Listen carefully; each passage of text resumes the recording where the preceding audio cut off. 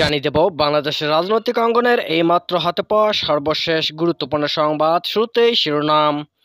বিএনপির নেতাকর্মীদের পদচারণায় মুখর নয়াপল্টন, থাকছে বিস্তারিত প্রতিবেদনে।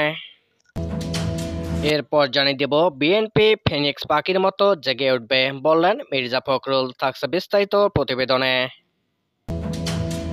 আরও জানিয়ে দেব বিএনপি ক্ষমতায় এলে রক্তবন্যায় ভাসাবে দেশ বললেন ওবায়দুল কাদের, থাকছে বিস্তারিত প্রতিবেদনে।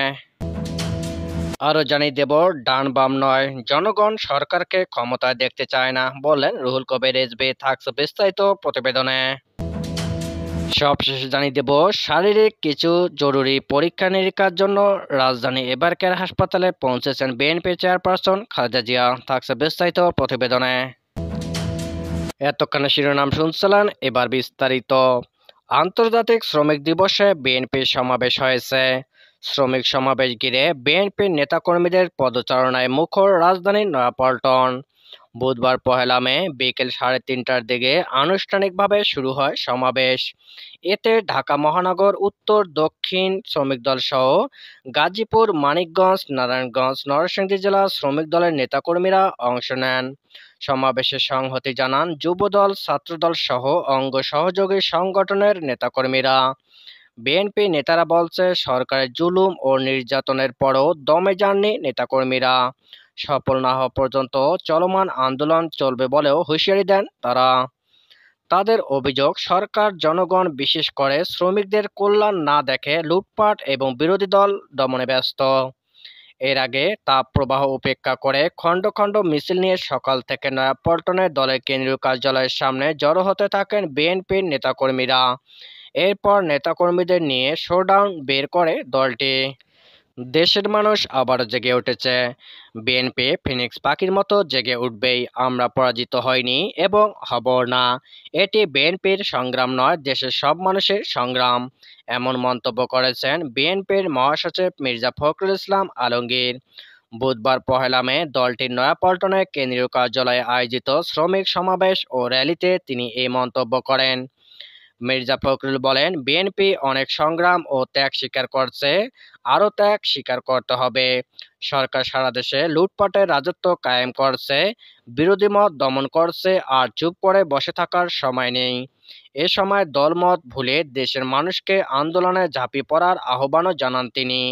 প্রধানমন্ত্রী শেখ হাসিনার বক্তব্য প্রসঙ্গে মির্জা ফখরুল বলেন, অতি বাম আর অতি ডান নয়, দেশের সব মানুষই ঐক্যবদ্ধ, তারা তাদের অধিকার থেকে বঞ্চিত। জনগণ এই সরকারের আমলে তাদের অধিকার হরণ হয়েছে বলেও মনে করে। প্রসঙ্গত, গতকাল মঙ্গলবার 30 এপ্রিল প্রধানমন্ত্রী শেখ হাসিনা এক সভায় বলেন, দেশে যারা রাজনৈতিকভাবে দেউলিয়া তারা ও কিছু বুদ্ধিজীবী অনবরত গীবত গাচ্ছে, অতি বাম আর অতি ডান মিলে সরকার উৎখাতে কাজ করছে। বিএনপির সময় ফুরিয়ে গেছে বলে মন্তব্য করেছেন আওয়ামী লীগের সাধারণ সম্পাদক এবং সড়ক পরিবহন ও সেতুমন্ত্রী ওবায়দুল কাদের। তিনি বলেন, বিএনপির সময় ফুরিয়ে গেছে বলেই ভোটে আসেনি, তারা জানে তাদের জনপ্রিয়তা নেই, কোনোভাবেই ক্ষমতা পেলে বিএনপি দেশে রক্তের বন্যা সৃষ্টি করবে। বুধবার 1 মে রাজধানী গুলিস্তানের বঙ্গবন্ধু এভিনিউয়ে শ্রমিক লীগ আয়োজিত আন্তর্জাতিক শ্রমিক দিবসের সমাবেশে তিনি এসব কথা বলেন। তিনি বলেন, বিএনপিকে আওয়ামী লীগ ভাঙতে চায় না, নিজেদের কোন্দলেই বিএনপি ভাঙার জন্য দায়ী। ওবায়দুল কাদের বলেন, বিএনপির হাতে শ্রমিকের রক্তের দাগ, শরীরে রক্ত লেগে আছে, তাই যে কোনো ইস্যুতে আন্দোলন খোঁজে। তারা ক্ষমতায় আসলে রক্ত বন্যায় ভাসাবে দেশ। এ সময় নেতারা বলেন, পোশাক খাতের শ্রমিকদের উস্কানি দিয়ে এই শিল্প ধ্বংসের ষড়যন্ত্র করছে একটি চক্র। দেশ ধ্বংসের ষড়যন্ত্র মোকাবেলায় সবাইকে ঐক্যবদ্ধ হওয়ার আহ্বান জানান নেতারা। বিএনপির সিনিয়র যুগ্ম মহাসচিব অ্যাডভোকেট রুহুল কবির রিজভী প্রধানমন্ত্রী শেখ হাসিনার গতকালের বক্তব্যের তীব্র সমালোচনা করেছেন। বিএনপির এই সিনিয়র নেতা বলেন, অতি বাম আর অতি ডানরা আপনাকে ক্ষমতাচ্যুত করতে চায় না। এ দেশের মানুষ আপনাকে আর সিংহাসনে দেখতে চায় না। জনগণ আপনাকে ক্ষমতার মহাসনদ থেকে সরিয়ে দেবে, কারণ আপনি জনগণের ভোটে নির্বাচিত নন। জনগণ ভোট দেয়নি। আপনি হলেন অতি ফ্যাসিবাদ, অতি জুলুমবাজ, অতি বল প্রয়োগকারী, অতি ভারতের তাবেদার। প্রধানমন্ত্রী শেখ হাসিনাকে উদ্দেশ্য করে রিজভী আরও বলেন, জনগণ আপনার পতন চায়। ভোটের অধিকার চায়, মত প্রকাশের স্বাধীনতা চায়। এইভাবে জুলুম নির্যাতন করে আর ক্ষমতায় থাকা যাবে না। বুধবার দুপুরে রাজধানীর কচুক্ষেত এলাকায় কাফরুল থানা বিএনপির উদ্যোগে এ কর্মসূচিতে তিনি এসব কথা বলেন। প্রচণ্ড তাপদাহে অতিষ্ঠ মানুষের মাঝে বিশুদ্ধ খাবার পানি, স্যালাইন ও লিফলেট বিতরণের এই কর্মসূচিতে উপস্থিত ছিলেন বিএনপির অনেক নেতাকর্মীরা। রিজভী বলেন, বর্তমান যে ভয়াবহ দুর্যোগ চলছে তা শুধু প্রাকৃতিক দুর্যোগ নয়, এটি ক্ষমতাসীনদের অপরিকল্পিত উন্নয়নের সৃষ্ট দুর্যোগ। তথাকথিত উন্নয়নের নামে পদ্মা সেতু, মেট্রো রেল নির্মাণ, ফ্লাইওভার নির্মাণের নামে শুধু লুটপাট করা হয়েছে, আর সে টাকা বিদেশে পাচার করে অস্ট্রেলিয়া, দুবাই, কানাডায় সেকেন্ড হোম তৈরি করা হয়েছে। তিনি বলেন, শেখ হাসিনার অধীনে কিয়ামত পর্যন্ত সুষ্ঠু নির্বাচন হবে না। 2028 সালে বিএনপি জাতীয় নির্বাচনে গিয়েছিল, আওয়ামী লীগ আগে রাতের ভোট কেটে নিয়ে ক্ষমতায় গিয়েছিল। বিএনপির মতো এত বড় রাজনৈতিক দলকে 5টি সিট ধরিয়ে দিয়েছিল।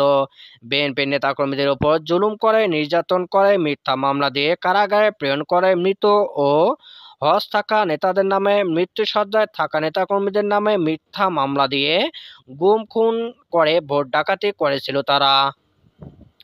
শারীরিক কিছু জরুরি পরীক্ষা নিরীক্ষার জন্য রাজধানী এবারকার হাসপাতালে পৌঁছেছেন বিএনপির চেয়ারপারসন খালেদা জিয়া।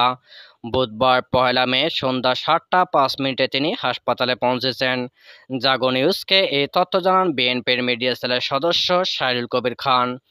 এর আগে বিএনপি চেয়ারপারসনের প্রেস উইং সদস্য শামসুদ্দিন দিদার জানান, মেডিকেল বোর্ডের সিদ্ধান্ত ক্রমে শারীরিক কিছু জরুরি পরীক্ষা নিরীক্ষার জন্য আজ সন্ধ্যা 6:30টায় গুলশানের বাসভবন ফিরোজা থেকে এবারকার হাসপাতালের উদ্দেশ্যে রওনা হয়েছেন। 5 মাসেরও বেশি সময় হাসপাতালে চিকিৎসাধীন থাকার পর গত 11 জানুয়ারি বাসায় ফিরেছিলেন বিএনপির চেয়ারপারসন খালেদা জিয়া। এর আগে গত বছরের 9 আগস্ট রাতে রাজধানী এবারকেয়ার হাসপাতালে ভর্তি হন বিএনপির চেয়ারপারসন। সেখানে 5 মাসেরও বেশি সময় চিকিৎসাধীন ছিলেন তিনি।